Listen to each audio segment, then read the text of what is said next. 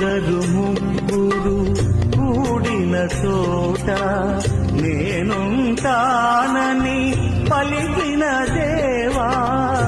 ఇద్దరు ముగ్గురు కూడిన చోట నేనుంటానని పలికిన దేవా.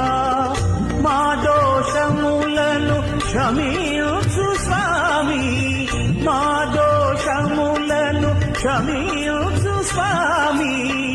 నీ కృపలో మము నడిపించు దేవా, నీ కృపలో మము నడిపించు దేవా. స్వాగతమో దేవా, సుమ స్వాగత